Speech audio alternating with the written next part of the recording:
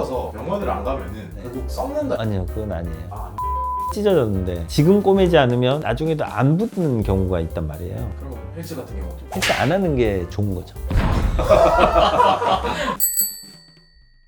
안녕하세요 원장님. 네, 안녕하세요. 오늘은 이런 무릎은 절대 수술을 미뤄서는 안 됩니다. 원장님이 생각하시기에 무릎 수술이 필요한 경우는 언제가 있을까요? 내 생활에 지장을 주느냐 안 주느냐가 이제 제일 먼저죠. 그게 내가 참을 수 있느냐 없느냐. 아무리 경미한 거라도 나는 이 모든 걸 다 참을 수 있다. 그러면 뭐 굳이 수술을 할 필요는 없죠. 만약에 부러진 거면요? 부러지면 못 참잖아요. 네. 만약에 부러져서 참는 사람이 있으면은 그러면 그냥 그렇게 살면 되죠.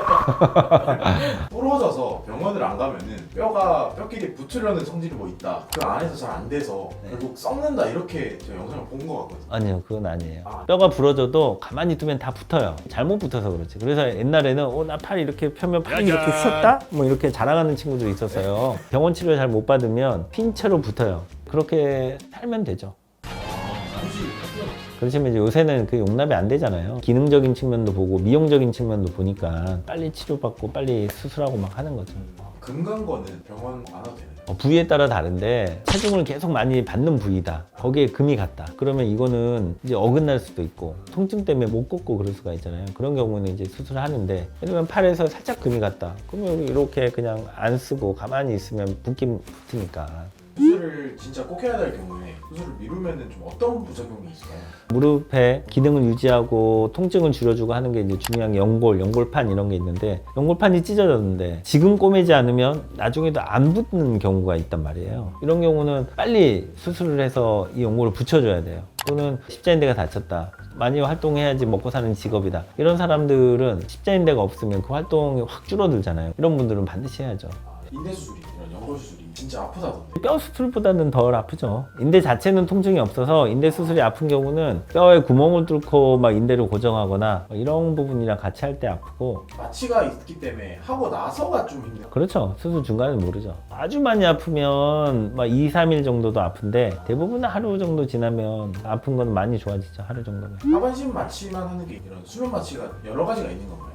하반신만 마취하거나 팔만 마취하거나 이런 게 있어요. 우리가 통증을 느끼는 거는 머리가 느끼는 거잖아요. 그 머리는 깨 있는데 중간에서 올라오는 전기 신호를 차단한다. 그러면 이제 통증을 못 느끼는 거예요. 근데 그런 거 말고 아예 그냥 머리 자체를 재워버리는 거예요. 그러면 이제 수면 마취 또는 전신 마취 이렇게 되는데 수면 마취는 잠을 자면서 내가 숨을 쉬잖아요. 근데 전신 마취는 숨도 못 쉬고 억지로 숨을 기계로 쉬게 하는 거거든요. 완전 다른 거죠. 그럼 마취 종류는 환자가 선택하는 거예요? 아니면 원장님? 선택을 하게 하죠. 대부분 저 같은 경우 무릎 수술하니까 하반신 마취를 권하죠. 왜냐면 전신 마취 말만 들어도 사실은 되게 좀 리스크가 있잖아요. 저는 하체만 죽었으면 더 무서울 것 같아요. 앞에서 내 다리를 이렇게 칼로 끌어내고 하반신 마취만 하는 분들 수술하실 때 대화도 하세요? 그렇죠. 아, 예. 하세요? 예. 주요한 결정, 예를 들면 내가 이거를 꼬맬까 말까, 그러면 이제 환자한테 여기까지 하고 내가 수술 중간에 물어볼 거다. 어떻게 할 건지 결정해주라. 그러면 이제 환자 깨어있다가 결정한 다음에 그다음부터 이제 자게 하고. 아, 중간에요? 치료에 실패한 무릎들이 있잖아요. 다른 그렇죠. 병원에 갔다가 재수술 하면 나아질 수 있나요?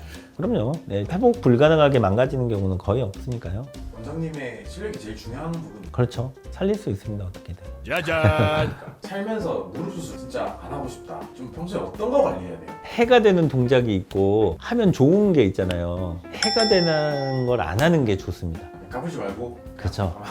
그럼 헬스 같은 경우도 헬스 안 하는 게 좋은 거죠. 우리가 축구, 농구, 달리기, 배드민턴 이런 것만 안 해도 노화 현상으로 자연스럽게 생기는 그런 환자만 있다 그러면 정말 제 환자 절반은 줄어들거든요. 실제로 코로나 때 환자가 진짜 많이 줄었어요. 축구를 안 하니까 사람들이. 원장님 그때는 좀 힘드셨겠네요. 힘들었습니다. 어쨌든 해가 되는 동작을 안 하는 게 가장 중요한 거고, 그럼에도 불구하고 써야 된다 그러면 근력 보강 운동 하는 거 이런 것들 좋다 이런 거죠. 제가 실제로 무릎에서 딱딱 소리가 나요. 딱 거리면서 통증이 실제로 느껴져요. 그건 이제 검사해서 안에 뭐가 실제로 문제 일으키는 구조물이 있을 수 있어요. 그거 제거하는 수술을 해야 될 수 있어요.